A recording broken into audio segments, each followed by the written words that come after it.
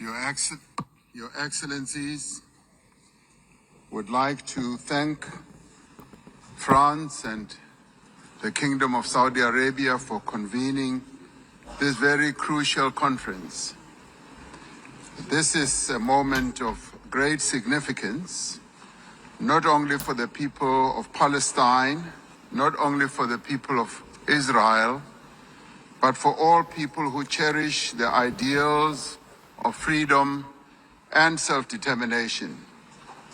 Shortly after the United Nations was created, the General Assembly adopted Resolution 181, which recommended the creation of two states, Israel and Palestine.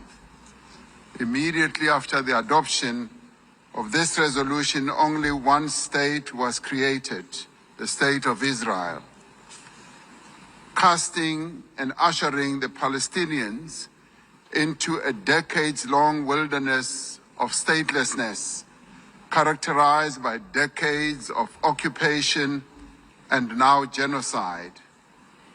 I'd like to congratulate the President of France, President Macron, for today announcing a very bold decision to support the long overdue creation and the recognition of the sovereign state of Palestine.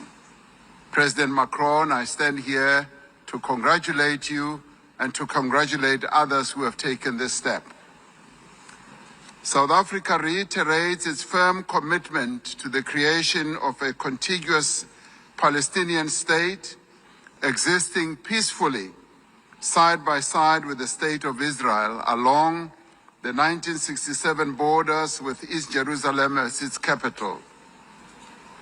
South Africa condemned the 7th October attacks by Hamas that resulted in the deaths of more than 1,200 people. In response to this attack, Israel has unleashed disproportionate punishment against the people of Palestine. And we say here today that the only solution to this conflict is a two-state solution. The viability of a two-state solution depends on full and universal respect for international law. All states, including the State of Israel, must comply with the collective obligations under international law. As the UN marks the 80th anniversary, we call on all member states to recognize Palestine and to act in solidarity with its people. To restore the prospects of a two-state solution, we call, firstly, for global recognition of Palestine and its sovereignty and territorial integrity. Secondly, the immediate ceasefire and an end to the genocide and the release of hostages by Hamas and prisoners by Israel.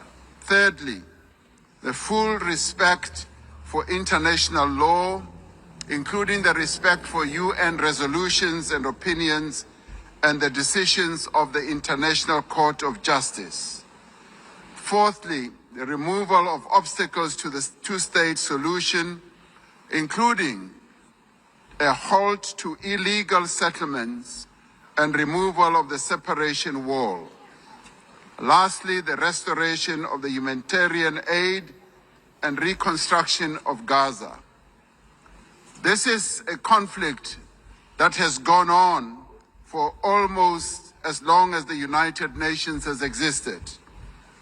And we say that as the international community, this conflict must end now, and we as the international community must act now also in unison. We must now work together to achieve a just and peaceful and lasting solution. I would like to welcome the demonstrable groundswell of support for the establishment of the much-awaited state of Palestine by 142 nations.